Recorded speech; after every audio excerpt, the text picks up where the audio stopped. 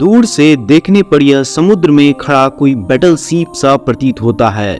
Japan के लोग इसे गुनकाजिमा भी कहते हैं, जिसका मतलब ही बैटल शिप होता है। दरअसल ये जापान का साउथ चाइना सी में एक वीरान पड़ा आइलैंड है, जो कभी किसी जमाने में ना सिर्फ लोगों से भरा पड़ा था, बल्कि जापानी इकोनॉमी का रीढ़ भी माना जाता था। यहाँ हजारों की संख्या में लोग रहते थे। द्वीप पर स्कूल से लेकर सिनेमा घरों से लेकर हॉस्पिटल तक थे। यहाँ जापान की सबसे पहली 9 मंजिला इमारतों का भी निर्माण हुआ था, लेकिन आज यह द्वीप पूरी तरह से खंडर एवं वीरान पड़ा है एवं जापान दशकों तक इस एरिया को रिस्ट्रिक्टेड रखा। आखिर क्या हुआ था यहाँ? क्या इतिहास रहा होगा इसका, जो एक कहानी बन गया? नमस्कार दोस्तों, स्पेस हंगर के एक और मिस्टीरियस वीडियो में आप सबों का स्वागत है। वैसे तो दोस्तों, दुनिया में बहुत से ऐसे द्वीप हैं जहां पहले कभी इंसान रहा करते थे एवं आज यह वीरान पड़ा है। लेकिन जापान की कोस्टल सिटी नागासाकी से महज 15 किलोमीटर की दूरी पर स्थित हाशिमा द्वीप की कहानी सबसे अलग है, जहां के खंडरों में जापान के काले इतिहास की आवाजें गूंजती है। वैसे तो जापान के कुल द्वीपों की संख्या 1000 से भी अधिक है, लेकिन जापान के दक्षिण में स्थित कुछ द्वीपों पर कोयले का काफी भंडारण है। पर दोस्तों, कहानी की शुरुआत होती है आज से लगभग 200 वर्ष पूर्व 19वीं सदी के शुरुआत में, जहां की हाशिमा आइलैंड से कुछ ही दूरी पर स्थित तक्षिमा आइलैंड पर लोगों को जमीन पर बिखरा हुआ कोयला मिला था। लेकिन यहाँ के लोग कोयले के उपयोग से अनजान इसे हमेशा नजरअंदाज करते थे।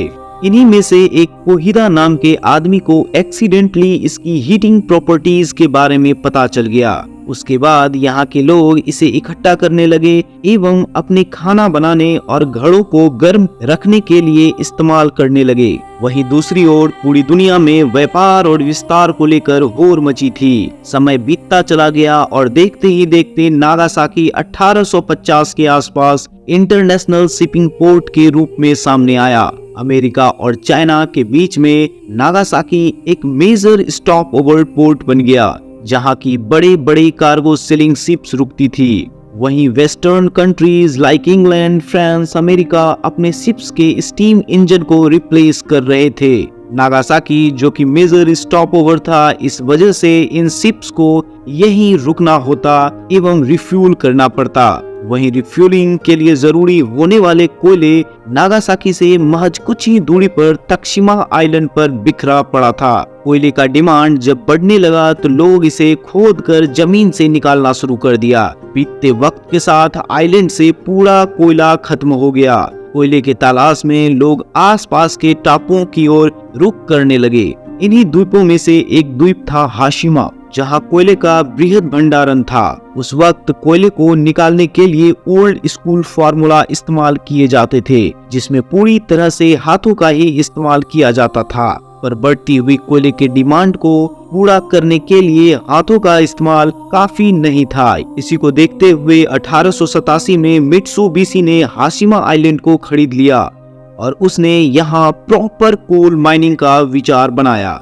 मित्सुबिशी, जो अब तक शिपिंग कंपनी थी, उसने यहाँ कंस्ट्रक्शन करना शुरू किया और वर्कर्स के लिए बिल्डिंग्स एवं आइलैंड को लहरों और टाइफून से बचाने के लिए आइलैंड को पूरी तरह दीवार से घेर दिया। यही वजह है कि यह द्वीप किसी बड़े से एयरक्राफ्ट कैरियर सा दिखता है। 1916 में यहाँ वर्कर्स की संख्या 3000 के पार पहुँच गई, जो कि एक साल में 150 टन कोयले को निकालते थे। आइलैंड के छोटे आकार और मजदूरों की बढ़ती संख्या के वजह से मित्सुबिशी ने यहाँ बड़े बड़े 9 मंजिला कंक्रीट इमारतों का निर्माण कराया, ताकि वर्कर्स खुद तो रहे ही साथ में अपने फैमिलीज को भी रख सकें। उस वक्त ये बिल्डिंग्स जापान की सबसे बड़ी इमारतें थी, लेकिन फिर भी बढ़ते लेबर डिमांड की वजह से ये काफी छोटा था। मित्सुबिशी ने यहाँ हॉस्पिटल, इंटरटेनमेंट पॉइंट एवं वर्कर्स के बच्चों के लिए स्कूल का निर्माण कराया। इसके साथ ही हाशिमा आइलैंड कोयले के प्रोडक्शन में काफी आगे निकल गया। 1941 में आइलैंड से कोयले का प्रोडक्शन 4,50,000 टन तक चला गया।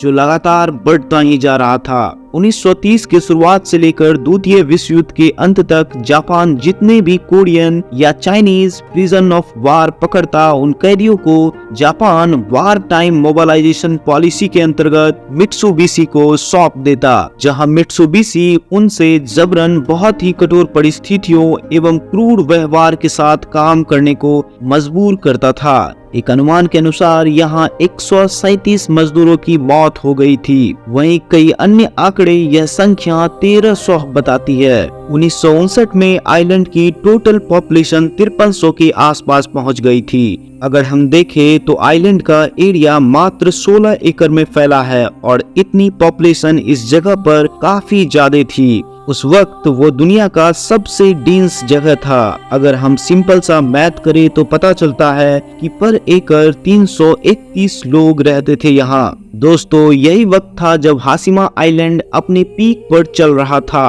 और अपने जबरदस्त प्रोडक्शन से जापानीज इकोनॉमी को बूस्ट कर रहा था। लेकिन द्वितीय विश्व युद्ध के अंत के बाद बढ़ रहे इन्वायरमेंटल एनजीओ के कारण कोयले को प्राकृतिक के लिए दुश्मन बताया जाने लगा, जिस वजह से ऑयल ने कोयले को इंटरनेशनल मार्केट में ओवरटेक करना शुरू कर दिया। देखते ही देखते हाशिमा आइलैंड का डाउनफॉल शुरू हो गया। यहाँ पे कोल माइनिंग वैसे भी काफी डिफिकल्ट था, क्योंकि ये जगह एक तो मेन लैंड से कटा हुआ था और अंडर वाटर माइनिंग वैसे भी काफी डिफिकल्ट और रिस्की वर्क होता है। समुद्र के बीचों बीच होने के कारण यहाँ अक्सर समुद्री तूफान आते रहते, जिस वजह से मित्सुबिशी का काफी पैसा इनके मेंटेनेंस पर खर्च हो जाता था। इन सारी चीजों को देखते हुए कंपनीज और गवर्नमेंट्स के लिए अब हाशिमा आइलैंड प्रॉफिटेबल नहीं रहा था। वही पूरी दुनिया हाशिमा आइलैंड को लेकर जापान पर स्लेवरी का आरोप लगाते। माइनिंग अब समुद्री लेवल से 800 मीटर से भी ज्यादा नीचे जा चुका था, जहां टेम्परेचर हमेशा 45 डिग्री से अधिक रहता।